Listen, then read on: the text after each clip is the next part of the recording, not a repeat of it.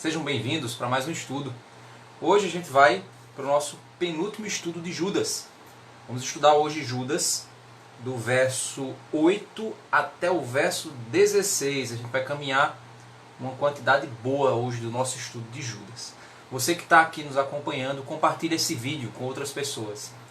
Se você perdeu os outros estudos, vai ou no canal do YouTube, ou então vai no Instagram. Aqui no Instagram eu tenho deixado gravado os vídeos desse estudo, certo? A gente já estudou 1 Pedro, só que 1 Pedro você não vai pegar toda a exposição de 1 Pedro aqui no Instagram, certo? 2 Pedro você vai pegar a exposição inteira de 2 Pedro aqui no Instagram, certo? Estudo expositivo, ok? Não é pregação, é estudo expositivo. E Judas também a gente está trabalhando aqui no Instagram. Então no Facebook aqui você vai pegar completo, certo? 1 Pedro, 2 Pedro e Judas. Então ajuda aí, compartilha, aperta aí para compartilhar no Facebook. Você aqui no Instagram, aperta no aviãozinho que tem aí embaixo, compartilha com outras pessoas, envia esse vídeo para mais pessoas para que a gente possa estar alcançando aí mais pessoas com o estudo das Escrituras, né? Quanto mais pessoas estiverem compreendendo as Escrituras Sagradas, menos essas pessoas estarão à disposição dos falsos mestres, sendo enganadas por aqueles que não pregam o verdadeiro Evangelho. Temos aqui Alberto e Joseane, já chegaram, Maria José, Deus abençoe. Temos aqui também os irmãos que estão chegando aqui. Dona Linda, Deus abençoe. Maria Edileuza, Deus guarde sua vida, seu coração. Dias Laiana também está aí nos visitando, seja bem-vinda também. Vamos esperar aqui somente o intérprete chegar para a gente iniciar o nosso estudo de hoje. Então você está aqui no Facebook também, seja bem-vindo. Não sei se... Não estou vendo comentários aqui, não sei se está desativado os comentários. Não sei. Deixa eu ver aqui. Será que eu desativei comentários, alguma coisa assim? Não, desativei não. Está aqui. Ok. Sejam bem-vindos. Boa noite, Maria José. Deus abençoe sua vida.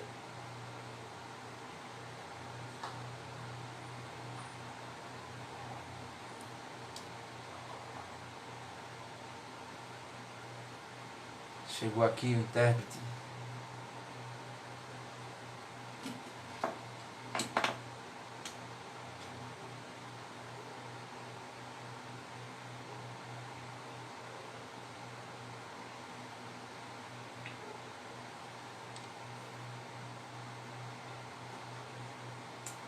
Oi, boa noite. Oi, boa noite. Deixa só eu baixar aqui. Bem, então vamos começar, né? Vamos começar o nosso estudo de Judas. Hoje a gente vai estudar Judas do verso 8 até o verso 16. Então vamos orar ao Senhor, pedir a Ele que esteja nos guiando, para que a gente possa fazer aqui o nosso estudo aqui com a graça de Deus. Oremos. Senhor Deus, Pai Santo, misericordioso, obrigado, Senhor, por nos permitir estudarmos livremente a Tua Santa Palavra. Fala aos nossos corações, nos capacita, Senhor, para que possamos compreender a Tua verdade, Senhor Deus, a verdade da Tua Santa Palavra. Pedimos, Senhor, abre as nossas mentes, o nosso coração, leva essa mensagem mais longe, Pai, segundo a Tua vontade. Traz pessoas para ouvirem essa mensagem, para aprenderem a Tua Santa Palavra. Te pedimos em nome de Jesus. Amém. Bem, eu vou desativar aqui os comentários, só para facilitar aí o pessoal enxergar, ok? Então vamos lá. Bem, gente, nós vimos um pouco a respeito de... Nós vimos que Judas aqui está trabalhando nessa epístola a ideia dos falsos mestres. Esses falsos mestres, né, esses que eles adentravam, né, com suas heresias ali na igreja cristã, eles tinham um comportamento, e segundo a gente percebe a forma como Pedro vai trabalhando aqui, ou como Judas vai trabalhando aqui nessa epístola, a gente percebe que o dilema trabalhado por Judas, o comportamento que esses falsos profetas eles tinham, era muito semelhante àqueles que Pedro trabalhou lá em 2 Pedro. Nós percebemos que principalmente o pecado desses homens é o que a gente conhece como antinomismo, que é o quê? Eles desconsideram a lei de Deus como algo importante. Então eles querem viver uma graça que não possui a orientação da lei. Certo? A gente precisa entender que nós não fomos salvos pelas boas obras, mas nós fomos salvos para as boas obras. E essas boas obras, elas vêm a partir da orientação da vontade moral de Deus, que a gente vê expressa na lei do Senhor, através da palavra de Deus. O que esses homens estavam dizendo era o quê? Transformando a graça de Deus em licença para o pecado, e não poder contra o pecado. O que a graça é? A graça é o poder para vencer o pecado. Esses homens estavam dizendo que a graça não seria então o poder para vencer o pecado. A graça seria uma licença para você poder pecar sem nenhuma condenação. Então eles ensinavam um evangelho da libertinagem, um evangelho do desrespeito, um evangelho que não buscava santidade, não buscava reverência a Deus, respeito à pessoa santa de Deus, mas era um evangelho distorcido conforme os próprios prazeres, as próprias idolatrias deles. E a gente viu ontem que ele citou aqui 3 exemplos que de certa forma indicam o mesmo comportamento do coração daqueles homens. A gente viu que o primeiro exemplo é o exemplo do povo judeu que se rebelou contra o plano salvador de Deus. Então eles não aceitavam o plano salvador de Deus, o plano redentivo de Deus. A gente viu que o segundo exemplo foram os anjos que se rebelaram contra a posição que eles haviam colocado na estrutura da criação de Deus. E por fim, a cidade de Sodoma e Gomorra, onde a população dessa cidade se rebelou contra a vontade criativa de Deus, contra a forma como Deus criou. E eles se rebelavam contra a ordem moral, a ordem definida nas coisas criadas por Deus. Então a gente vê o que? A gente vê 3 aspectos aqui. Primeiro aspecto, a gente viu, eu não me submeto à vontade de Deus. Segundo aspecto, eu não me submeto ao que Deus quer ao me criar. Terceiro aspecto, eu não me submeto à vontade que Deus colocou na criação. Por fim, o fim de tudo isso é aquilo que ele diz a respeito, a partir do verso 8. E a gente vai ver que ele vai descrever do verso 8 até o verso 16, ele vai continuar descrevendo um pouco o comportamento. Do verso 8 ao verso 11, ele vai falar um pouco de como é que esses homens eles vivem, como é a conduta deles, como é que eles se conduzem, como é que eles agem. O terceiro, do 12 ao 13, né, isso eu falei do 8 ao 11. Do 12 ao 13, ele vai falar um pouco sobre o caráter dos falsos profetas. Como é que eu consigo ver a manifestação do caráter desses falsos profetas. E do 14 ao 16, ele vai falar sobre como então a condenação desses falsos profetas vai acontecer. Então, basicamente, a gente está vendo que a estrutura do livro de Judas, ele começou falando do verso 1 ao verso 4, o conteúdo do que ele queria trabalhar sobre a salvação, mas ele percebeu que precisaria incentivá-los a lutar pela verdadeira fé, porque era algo importante, a luta pela verdadeira fé, porque falsos profetas, pessoas ímpias, haviam entrado de maneira sorrateira dentro da igreja e estavam transformando a liberdade da graça em libertinagem para o pecado. Libertinagem no pecado. E aí é onde ele começa a dizer, olha, existem 3 exemplos de pessoas que nunca se submeteram a Deus. E a gente vê no verso 4 que eles dizem que o grande problema desses homens é que eles vivem uma libertinagem porque eles negam o senhorio de Cristo sobre a vida, sobre todas as coisas. O senhorio pleno, o único soberano Senhor Jesus Cristo, sob o qual todas as coisas precisam responder à vontade do Senhor soberano Jesus Cristo. Então, quando eu não me submeto à soberania do Senhor Jesus Cristo sobre toda a criação, eu me comporto como os 3 exemplos que ele citou. o exemplo do povo judeu que se rebelou contra o plano de Deus, o exemplo dos anjos que se rebelaram contra a posição que Deus havia dado a eles, e em terceiro lugar, a rebelião do povo contra a própria vontade na criação de Deus. Eles se rebelaram, cometeram imoralidade sexual, recorreram à homossexualidade, recorreram a diversos outros tipos de pecados, segundo a palavra de Deus são pecados. E agora ele vai falar um pouco sobre como esses falsos profetas então eles caminham, como é que eles se conduzem na vida. Isso a gente vai ver do verso 8 ao verso 11. Vamos lá. Do mesmo modo, também estes, quais sonhadores, contaminam a carne, rejeitam a autoridade e insultam os gloriosos seres celestiais. Então, a forma como esses homens se comportam, e agora, depois de ele citar os 3 exemplos, ele agora vai falar sobre como esses homens, então, quais são os pecados desses homens. Ele citou os 3 pecados anteriores, né, os 3 exemplos de pecado, todos eles se referindo à rebelião contra a autoridade, a soberania e a vontade de Deus. Aqui ele fala que esses homens também da mesma forma. Só que ele dá uma característica interessante para esses homens. Ele chama esses homens de sonhadores. O que seria sonhadores? Provavelmente o conceito mais acertado para a palavra que ele usa aqui para sonhador é aquele que vive fora da realidade. Ou aquele que não se submete à realidade, ou aquele que não quer viver a realidade e por isso ele vive uma vida onde ele é um sonhador, onde ele é alguém que imagina um mundo que ele deseja, segundo a vontade dele. Então, esses homens também, provavelmente, esses sonhos desses homens são sonhos que contaminam a carne.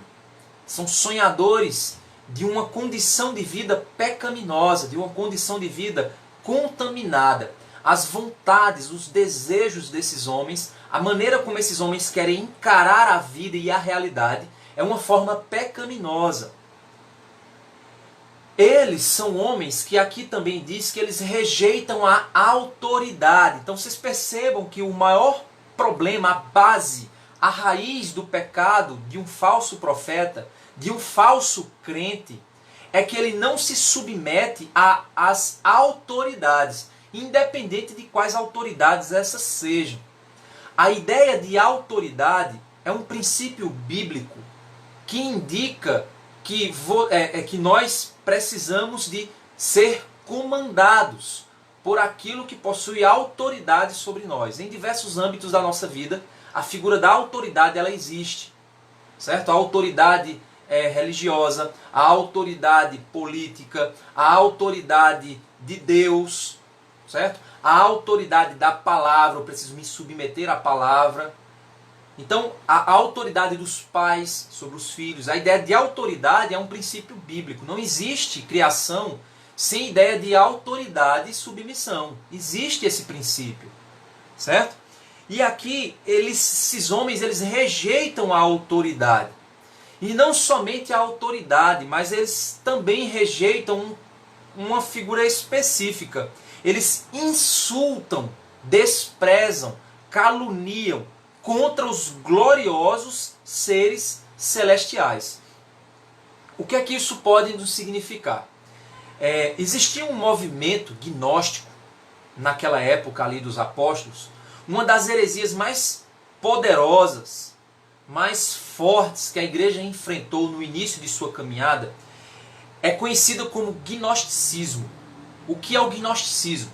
O gnosticismo é uma percepção filosófica de que a existência ela se resume em 2 andares.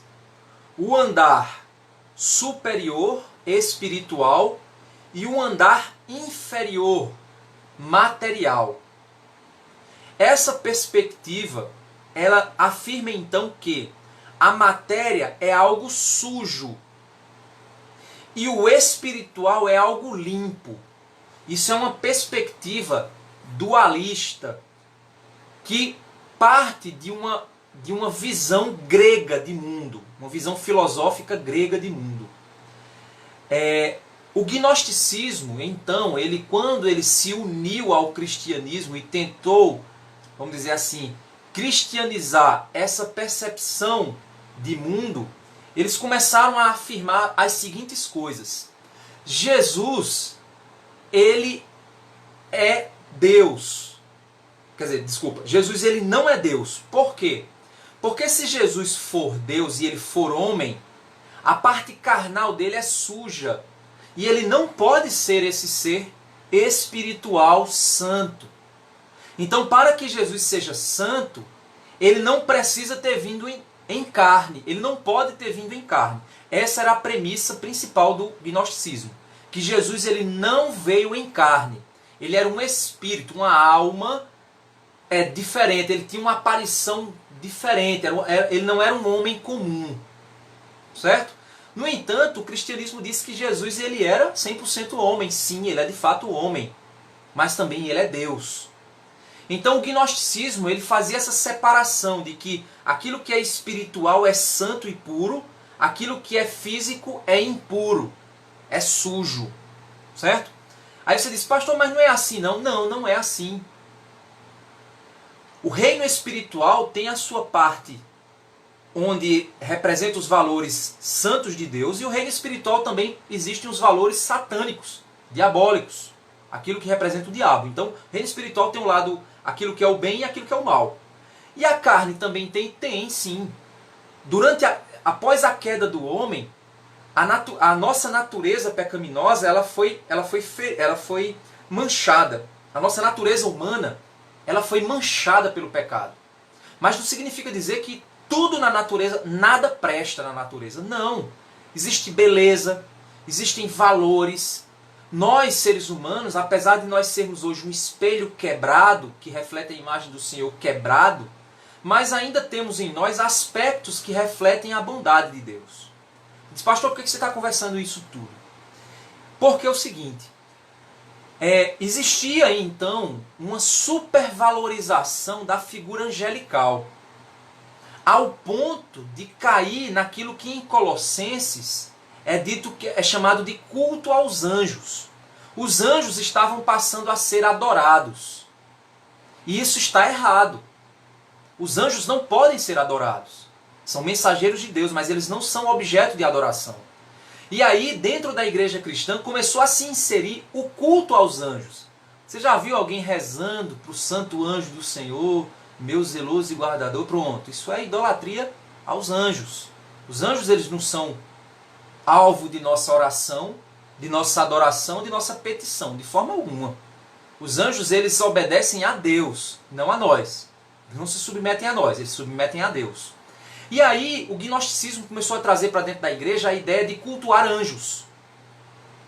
Provavelmente, e aí isso é uma probabilidade, o que está acontecendo aqui é um movimento herege de reação a isso. Ou seja, num extremo existiam pessoas adorando os anjos, aí agora no outro extremo existe um grupo blasfemando contra os anjos. Até dizendo talvez que os anjos eles não serviam de nada, eles não tinham valor algum, ou até inventando mentiras a respeito dos anjos, ou coisas assim, ou até mesmo dizendo que, desdenhando do poder que os anjos têm, possuem. Certo? Você diz, pastor, mas como isso pode acontecer? Deixa eu citar para você um exemplo que acontece hoje em dia nas igrejas evangélicas. Você já viu o pessoal aí repreendendo Satanás, pisando na cabeça do diabo? Você já viu isso? Gente se colocando como superior ao diabo, todo poderoso. Você já viu isso? É a raiz, mais ou menos é a mesma raiz de sentimento, de pensamento, certo?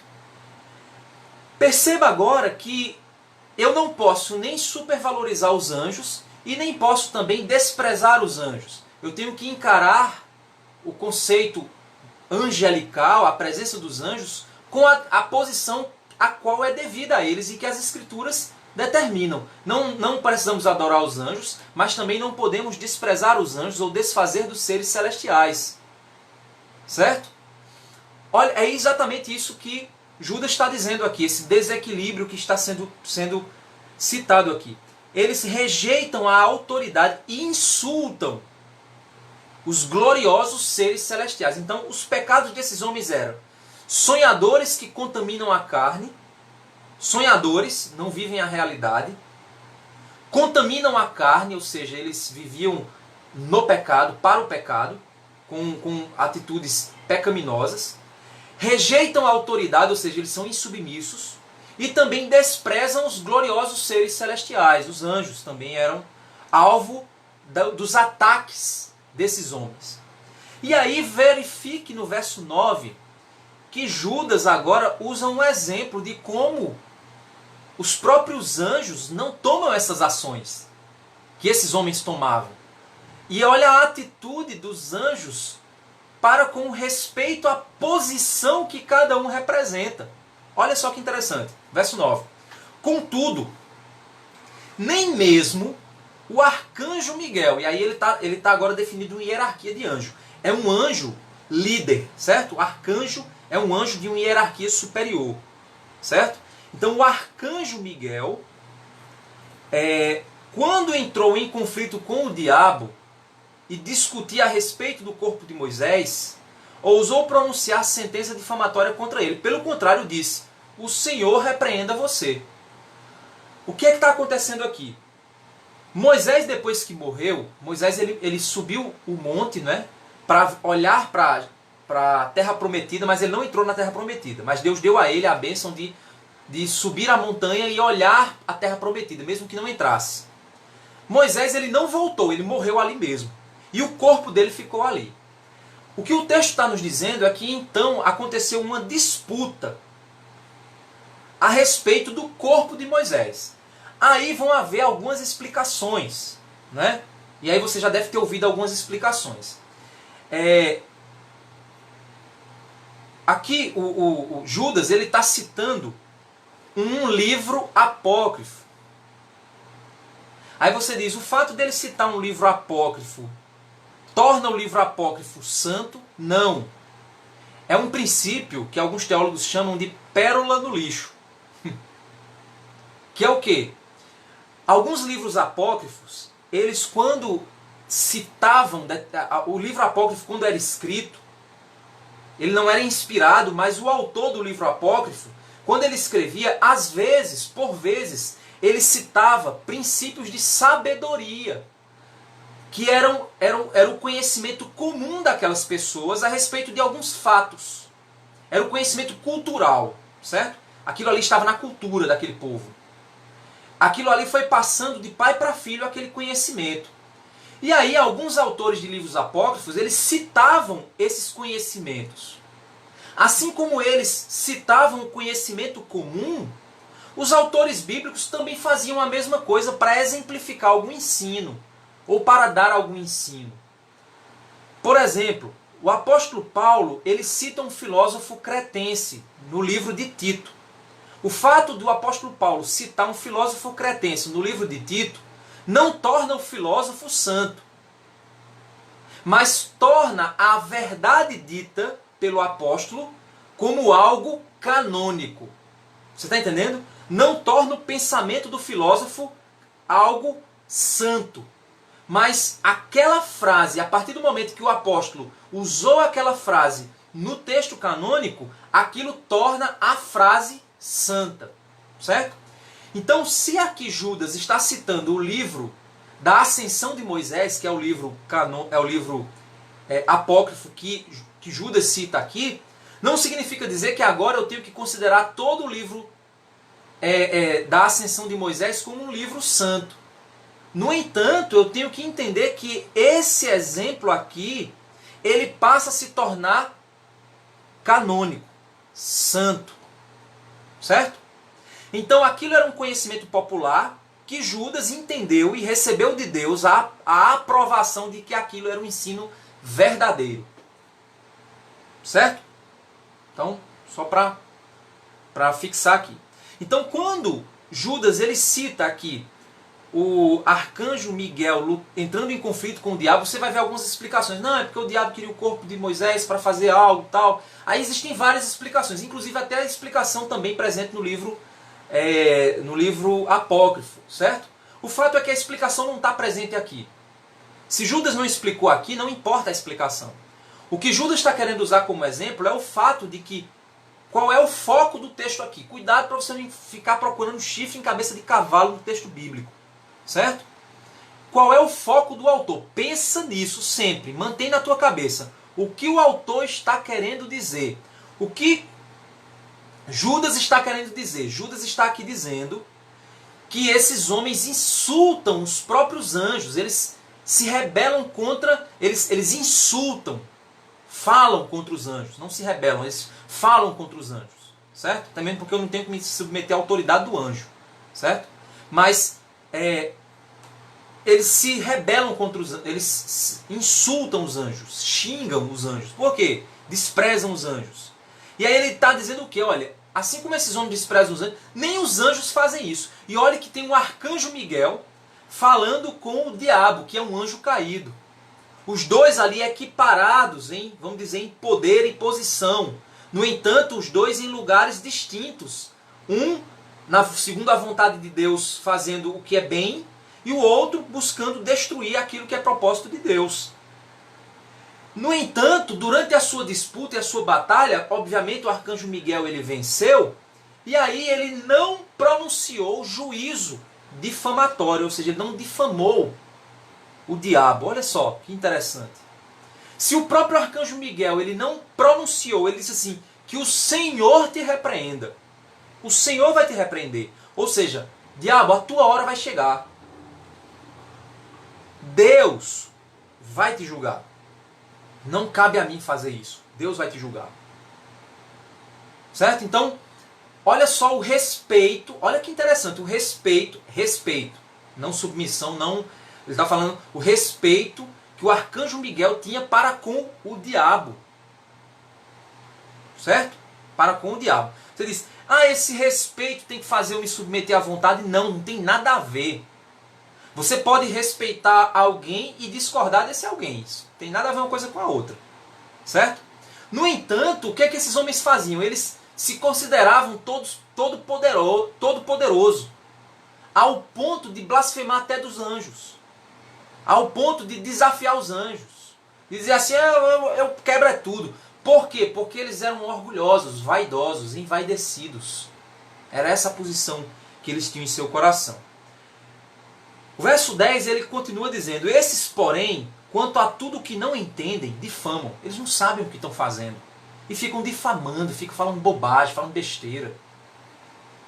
É interessante, hoje a gente vive uma geração de jovens que não entendem o que é o princípio, o que é que a santidade de Deus significa. Moisés, quando viu a Deus, Deus disse assim, tira a sandália dos teus pés, porque a terra que você está é santa. Olha só, hoje as pessoas não têm reverência a Deus. Elas acham que podem tratar Deus como o cara lá de cima.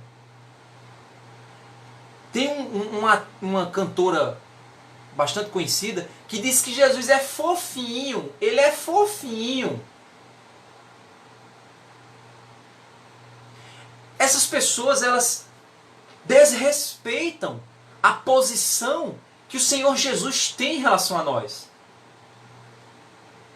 Não estou dizendo que respeito é diferente de medo. A Bíblia diz que o amor lança fora o temor. Temor a Deus, reverência a Deus, temor santo a Deus, é reconhecer que Ele é um ser infinito em relação a mim. Santo demais. Eu não sei nem o que eu posso fazer na presença de Deus, porque Ele é muito puro. Esse temor santo, ele não me faz não querer me relacionar com Deus, mas ele me faz querer respeitar a pessoa de Deus, honrá-lo por quem Ele é. As pessoas hoje, elas desrespeitam a Deus. Elas não têm reverência a Deus. Se o presidente da República chegasse na presença dela, fazer uma visita na casa dela, ela ficaria toda comportada, toda direitinho, tal, não, porque eu tenho que respeitar aqui. Por que na presença de Deus a gente tem que agir diferente? Não estou dizendo que respeito a Deus é você ficar como meditação, não é isso. Mas é você não confundir as coisas e tratar Deus como se fosse teu igual. Ele não é... É igual minha mãe, ela quando a gente respondia, né, de maneira a desrespeitar ela dizia assim, tá pensando que eu sou seu parceiro, é? Ele dizia desse jeito. Tá pensando que eu sou seu parceiro? Me respeite, viu, seu cabo? Ele dizia desse jeito. Ou seja, ela não estava dizendo que não era minha amiga, que não gostava de mim, que não me amava. Mas ela estava dizendo para mim o seguinte, olha como você fala comigo. Não é assim que você faz. Não é assim que você fala comigo. Não é assim que você me trata. Olha a minha posição e olha a sua posição. Me respeite. Por que com Deus tem que ser diferente? Por que com Deus a gente tem que tratar como o carinha? Hoje existe uma geração de jovens desrespeitando a santidade de Deus. Desrespeitando a Deus. E dizendo que isso é o amor de Deus. Não tem nada a ver uma coisa com a outra. Respeite o Senhor. Honre ao Senhor. Coloque-se no seu lugar. Deus não é teu parceiro, não. Cuidado com isso. Você pode sentir o amor de Deus, o abraço de Deus, você pode sim. Sentir o cuidado de Deus, você pode sim. Mas Ele não é teu parceiro. Olha a forma como você se refere ao Senhor Jesus. Olha a maneira como você se refere a Deus. Cuidado para não colocar Deus em piadas. Piadas que reduzem o respeito que se deve a Deus. Não estou dizendo que não se pode usar o senso de humor, gente. Eu, nas minhas pregações, eu uso o senso de humor. Eu conto coisas engraçadas. Eu cito coisas engraçadas. Eu não tenho nada contra isso. Mas eu não posso ridicularizar aquilo que é sério. Tirar a glória e o louvor daquilo que é correto. Esses homens aqui, eles não entendem nem o que é que os anjos significam e ainda blasfemam contra os anjos. Uma vez eu vi um pregador dizendo uma coisa interessante. Tem uma passagem, né, que o apóstolo Paulo está expulsando demônios. E aí tem alguns homens que estão seguindo ali. E aí o apóstolo Paulo expulsando demônios, aí os homens chegam assim e dizem assim, aí está um cara endemoniado. Você já deve ter visto essa passagem. Aí esses homens chegam perto do endemoniado e dizem assim, eu expulso você em nome de Jesus a quem Paulo prega. Aí o demônio ele olha assim para os caras e diz assim, eu sei quem é Jesus, eu sei quem é Paulo, mas e vocês quem são? Corre para cima dos caras e quebra os caras todinho. Como se dissesse assim, vocês estão pensando que vocês é quem? Vocês estão pensando que vocês são quem? Então, meu irmão, uma vez eu ouvi um pregador usando esse texto dizendo o seguinte, agradeça a Deus porque Deus nunca te colocou sozinho num quarto com o diabo. Para tu pegar para dar umas pancadas no diabo, para pegar uma briga com o diabo. Agradeça a Deus por isso. Porque senão você ia apanhar feio, meu amigo. Você ia apanhar feito malavéia. Pastor, você está dizendo... Uma coisa é o Senhor Jesus me proteger. E em nome dele, eu ser protegido contra a presença diabólica, do diabo. Orar em nome de Cristo para que o diabo seja expulso de pessoas que estão endemoniadas. Uma coisa é isso. É eu me colocar numa posição de mensageiro do Senhor, servo de Deus, servo do Todo-Poderoso Jesus Cristo, que fui encarregado de orar ao Senhor Jesus e pedir a Ele que Ele intervenha na vida daquela pessoa que está endemoniada e que o demônio seja expulso. Aí é uma coisa, eu estou na minha posição, o diabo está na posição dele e Jesus está na posição dele. Jesus não me deu uma procuração para eu virar o Jesus... o Jesus mirim, não. Não. Ele não me deu procuração para eu fazer tudo em nome dele do meu jeito, não. Não é assim que funciona. Então tem esses homens aqui, eles nem entendiam do que estavam falando e falavam besteira sem nem saber o que estavam falando. Contra os anjos. Essa é a característica desses caras. E aí ele diz o seguinte: esses, porém, quanto a tudo que não entendem, difamam, e quanto a tudo que compreendem por instinto natural, como animais irracionais, até nessas coisas se corrompem. Olha só, eles são como animais irracionais, ou seja, esses homens, eles seguem os seus instintos. Eles se entregaram tanto ao seu pecado que eles seguem o seu próprio instinto, como um animal. Nem inteligência eles têm para entender que bobagem eles estão falando, que besteira eles estão falando. Tem uma geração desses jovenzinho pregador por aí, jovenzinho gospel por aí, que estão enchendo a internet de bobagem, de besteira. Não sabem nem contra quem eles estão falando. Não sabem nem o quanto eles estão desrespeitando a soberania, a vontade, a santidade de Deus. E estão enchendo de bobagem. E os bestas estão tudo seguindo eles. E achando top. Jesus meu coleguinha. Jesus é meu coleguinha. Respeite a Cristo. Respeite o Senhor Jesus. Ele não é teu parceiro, não. Verso 11. Ai deles, porque seguiram o mesmo caminho de... Eu vou parar, gente, aqui no verso 10. Eu acho que não vai dar pra gente avançar, não. Eu não pensava que eu ia trabalhar tanto nesses 3 versos aqui, não. Então eu vou parar aqui no verso 10, porque do verso 11 ao 16 tem muita coisa para ser trabalhada, certo? Tem muito conceito, ó. Ele vai falar sobre Caim, Balaão e Corá. Você tem que entender o que significa falar de Caim, Balaão e Corá. A gente tem que entender dentro da teologia bíblica o que essas pessoas significam, o que dentro da cultura judaica elas significam, para que a gente possa entender o que estava na cabeça de Judas quando Judas citou essa galera aqui. Certo? Então é bom fazer esse trabalho para que vocês não percam. Essa epístola de Judas, você diz assim, mas é uma epístola tão pequena, mas olha a riqueza teológica que essa epístola tem. A Bíblia é assim, gente. Respeita a Bíblia. Respeita a Bíblia. Não é porque é um verso lá, Jesus chorou. Tem tanta profundidade teológica sobre aquele choro de Jesus que você nem imagina. Então é muito mais profundo do que você possa imaginar. Por isso que esses camaradinhos aí, bobinhos aí da internet, estão falando bobagem, não sabem nem o que estão falando. E tem um bocado de besta, porque hoje os crentes, eles se apoiam, eles acham que podem ter conhecimento bíblico com um vídeo de 30 segundos. Com postagem de 144 caracteres. O cara hoje acha que sabe de tudo de teologia só porque ele segue um blogueiro. Um teólogo de internet. Ele acha que sabe tudo de teologia. Meus irmãos, esse livro aqui é muito profundo. Não ache que você vai desenvolver espiritualidade só acompanhando postagem de internet, não. E principalmente postagem desse povo vazio, que está muito mais preocupado com o número de curtidas que eles têm do que com ensinar Bíblia para o povo, doutrina para o povo. E aí eles fazem aí tem agora o TikTok, tem todos esses recursos agora, né, para levar a mensagem do Evangelho. Ok, você fala que Jesus é bom, que Jesus é bonito, que Jesus é maravilhoso, que Jesus é Senhor e tal. Mas quais as implicações disso?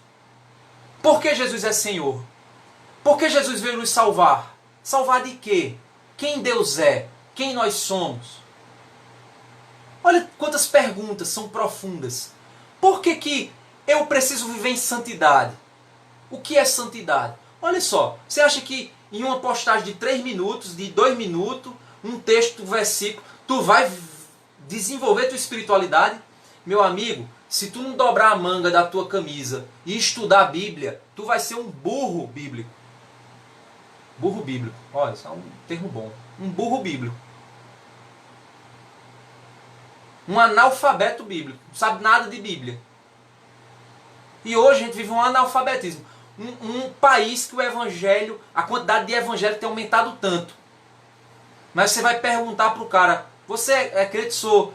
Quando? É porque eu levantei minha mão. Ok, mas por quê? Não é porque eu estava sofrendo, eu pedi para Jesus. Ok, mas por que você pediu? O que foi que aconteceu na tua vida? O que é a transformação? O que é que mudou na tua vida? Ninguém sabe. É exatamente esse mesmo sentimento aqui. Esses caras aqui não sabiam de nada, mas estavam conversando besteira. Blasfemando contra Deus, contra os anjos, contra os poderes, contra tudo. Pregando uma libertinagem e um bocado de besta seguindo eles. Cuidado com isso. Abre teus olhos. Abre teus olhos à palavra de Deus. Estuda a Bíblia. Entrega-se à palavra. Para que você não caia nas mãos desses. Não ache que você vai desenvolver seu conhecimento bíblico se você não estudar. Estude a Bíblia. Não viva de pregação de internet. Não viva só de postagem de Instagram. Não viva só disso não, meu irmão. Essas coisas podem te ajudar. Mas vai estudar a Bíblia. Vai estudar a Bíblia. Então que Deus abençoe. Obrigado por estar aí acompanhando.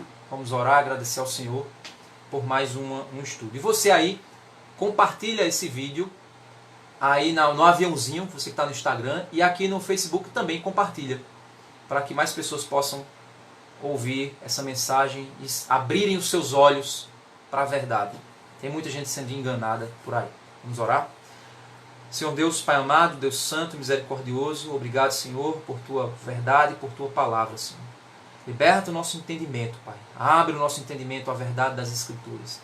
Não nos deixe sermos enganados pelas ideologias, pelas filosofias do mundo, pelas teologias hereges, por aqueles, Pai, que transformam a graça de Deus em libertinagem. Pai, nos ajuda a sermos santos, porque Tu és santo. É isso que te pedimos, em nome de Jesus. Amém. Então Deus abençoe e até semana que vem a gente continua, né? Então, estou vendo aqui que não deu para... A gente vai ter pelo menos mais 2 estudos aí para frente. Deus abençoe e até a próxima.